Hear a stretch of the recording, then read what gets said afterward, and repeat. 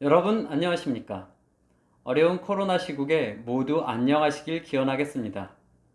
요즘 저희 태형 컨설팅으로 요양시설 창업에 관한 문의가 부쩍 늘어났습니다. 아무래도 경기를 타거나 기복이 심한 장사보다는 안정적인 사회복지 사업을 생각하시는 분들이 많은 듯합니다.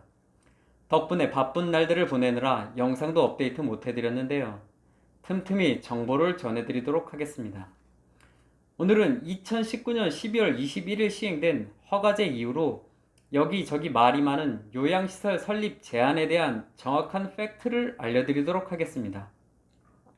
올해 들어 저한테 창업 컨설팅 문의를 주시는 대다수 분들이 어디 유튜브 등을 통해 들었다면서 이제 5층 이상 건물에는 설립이 안 되는 거냐, 또 대출이 있으면 안 되는 거냐 등등 미확인된 이야기들을 마치 누군가 확정된 사실인 양 얘기하여 혼돈에 빠지시는 분들이 많았습니다. 결론부터 말씀드리면 아닙니다. 좀 더 정확히 설명드리도록 하죠. 최근 요양사업에 관심이 많아지면서 어중이 떠중이 무슨 사회복지과 교수네, 무슨 컨설팅 전문가네 하며 부정확한 사실들을 영상으로 올리는 사람들이 많아진 모양입니다. 그런 사람들의 영상을 접하신 분들이 잘못된 정보를 갖고 저한테 이게 진짜 맞느냐고 다시 확인하시곤 합니다. 그럼 전 딱 이 말부터 하지요.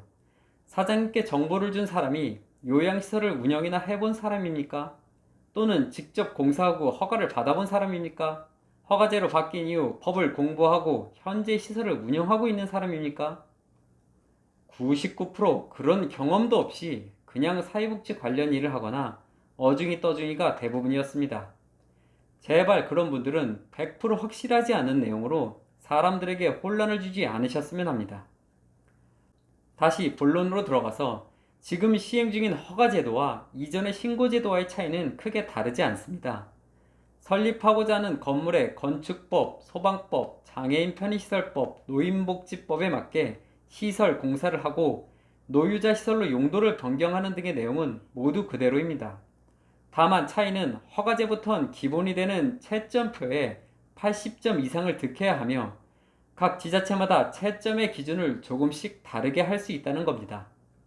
그렇다 하더라도 위에 열거한 건축법, 소방법, 노인복지법, 장기요양보험법, 장애인시설 관련법은 그 기준이 되는 상위 원 법이므로 그들 법 자체를 개정하지 않는 한 아무리 지자체라도 그 틀 안에서 행해져야 합니다.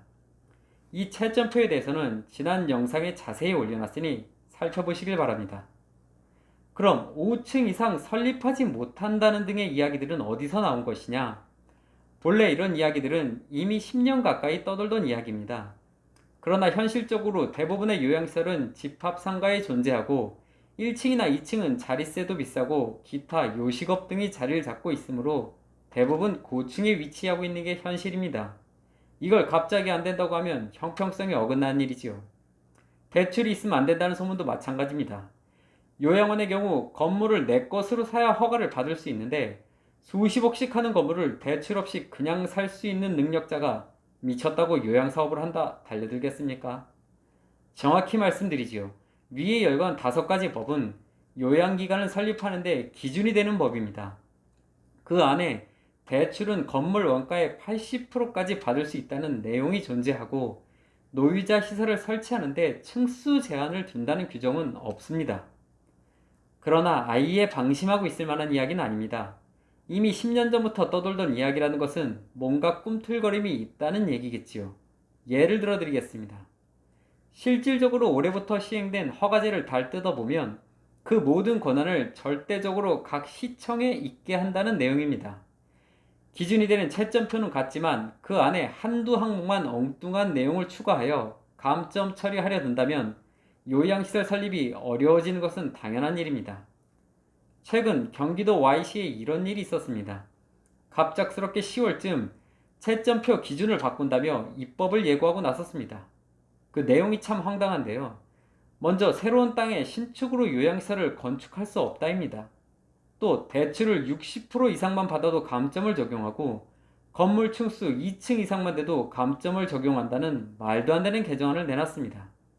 사진을 통해 자세히 보겠습니다. CCTV 설치 의무화 의도가 보이네요. 이런 건 나쁘지 않습니다.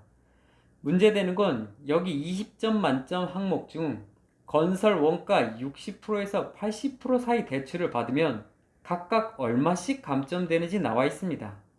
만약 대다수 사람들처럼 80% 대출을 받으면 감점이 15점입니다. 이건 그냥 허가 안 내준다는 얘기나 다름없지요. 그 다음 문제가 되는 항목 중 25점 만점 항목에 2층부터 5층 이상 사이 감점을 구분해 놨습니다. 대부분 요양시설이 5층인데 그럴 경우 감점이 15점입니다. 이 역시 허가의 생각이 없는 것이죠. 그럼 이게 왜 심각한 문제가 되는지 말씀드리겠습니다. 아까도 얘기한 대로 이미 기준이 되는 건축법, 소방법, 노인복지법 등등의 대출의 퍼센티지 기준이 정해져 있고 소방법, 건축법상 건물의 높이나 층수에 상관이 있는 규정은 없습니다. 그런데 지자체가 이러한 원법을 무시하고 자기네 마음대로 법을 규정하고 감점시켜 설립을 규제한다면 명백한 직권남용이지요. 그리고 현재 허가제가 실시된 지금 기존의 모든 요양원 및 주야간보호센터는 6년 단위로 평가받고 그에 따른 재지정을 받아야 합니다. 만약 저 개정안대로라면 기존 2층 이상 시설들과 60% 이상 대출을 받아 차렸던 시설들은 이제 5년 뒤 있을 재지정에서 탈락하여 폐업할 수도 있다는 얘기입니다. 참으로 무서운 계략이지요. 다행히 현재 해당 시의 노인장기 요양기관협회가 지자체를 상대로 소송까지 준비 중입니다. 저런 악법은 반드시 막아야 하며 아무런 근거도 형평성도 없는 무분별한 규제는 규탄되어 마땅합니다. 요양원이 5층엔 있으면 안 되고 4층은 괜찮다는 논리는 어디서 나온 걸까요? 100% 개인 사업이고 차릴 때 한 푼의 지원금도 안 대주는데 내가 대출받아 차리는 것까지 규제한다는 건 무슨 논리일까요? 자, 이제 어느 정도 정리는 되셨을 거라 생각합니다. 결론은 현재 허가제 이후 이전과 다르게 설립을 제한하는 법은 없습니다. 다만 저렇게 개념 없이 나대는 지자체가 생길 가능성은 있습니다. 그러니 창업을 생각하시는 분들께선 반드시 해당 지자체 홈페이지에서 입법 예고란을 잘 살펴보시고 귀찮으시다면 제게 연락 주셔서 상의하셔도 괜찮습니다. 자, 그럼 다음에 또 뵙도록 하겠습니다. 모두 건강하십시오.